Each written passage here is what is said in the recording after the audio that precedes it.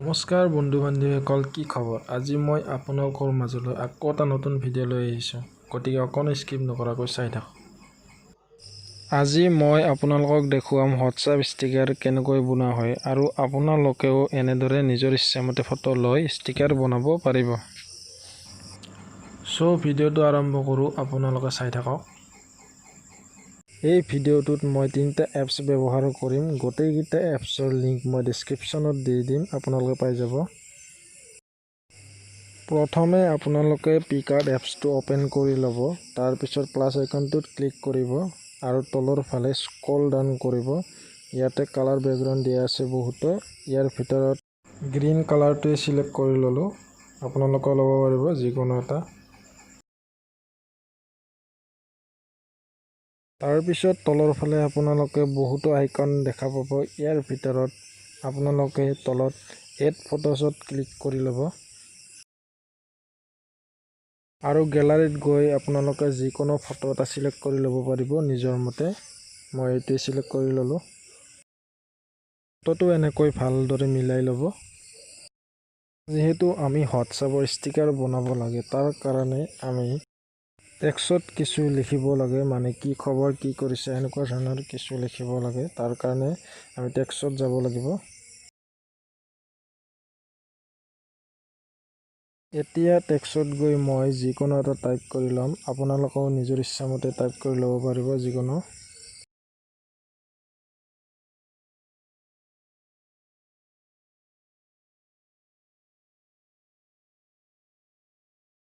আমাৰ টাইপ কৰা হ'ল। এতিয়া এনেকৈ ভালদৰে মিলাই ল'ব। তলত ৰেড চিম্বল যে দিয়া আছে তাত গৈ কালাৰ চেঞ্জ কৰিব পাৰিব। ইয়াতে মই কালাৰ চেঞ্জ কৰি ল'লোঁ। আপোনালোকে যিকোনো তাত কালাৰ দি ল'ব পাৰিব। মই ৰেডটোৱে দি ল'লোঁ। তাৰপিছত ৰাইট চিনত ক্লিক কৰি ফটোটো ছেভ কৰি ল'ব।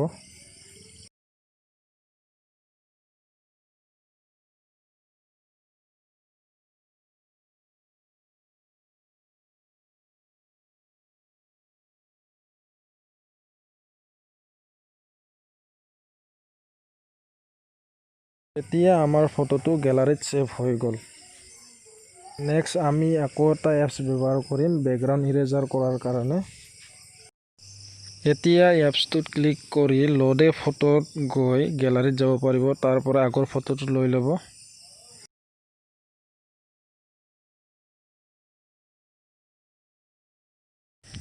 ৰাইট চিনত ক্লিক কৰি ফটোটো ডাউন কৰি ল'ব।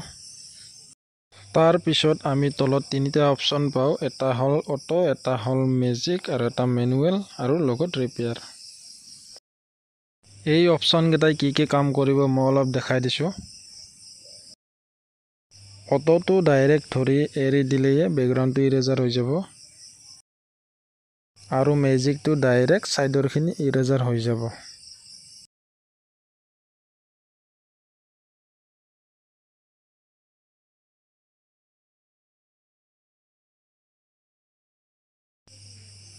মেনুৱেলটোৱে কাম কৰিব। ইয়াৰ অলপ বেকগ্ৰাউণ্ড ইৰেজাৰ কৰিব পাৰিব নিজৰ ইচ্ছামতে। ৰিপেয়াৰটোৱে কাম কৰিব। বেকগ্ৰাউণ্ড বেছিকৈ ইৰেজাৰ হৈ গ'লে লগাতকৈ বেছি, তেতিয়া ঘূৰাই আনিব পাৰিব।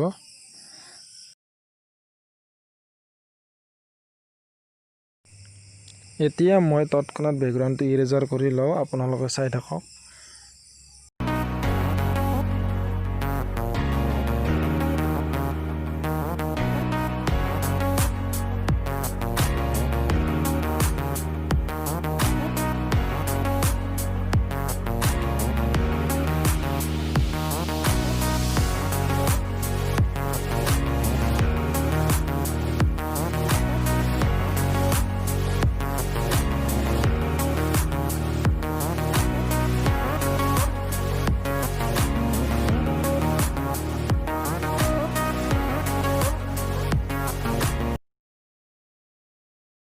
এতিয়া ৰাইট চিনত ক্লিক কৰি তলত 1 2 3 দিয়া আছে যে তাত ফটোটো স্মুথ কৰি ল'ব, লৈ ছেভ কৰি ল'ব।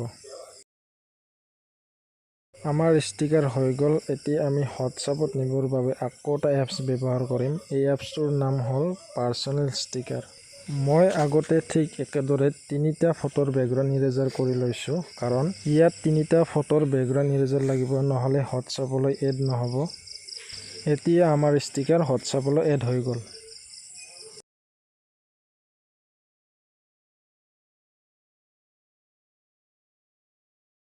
তাৰপিছত হোৱাটছআপলৈ যাব। হোৱাটছআপত গৈ ৰেড চিম্বল যে দিয়া আছে তাত ক্লিক কৰিব। ক্লিক কৰি দেখিব যে আপোনালোকে যিবোৰ ষ্টিকাৰ বনাইছে সেই আটাইবোৰ ষ্টিকাৰ গোটেইখিনি ইয়াত আহি গৈছে।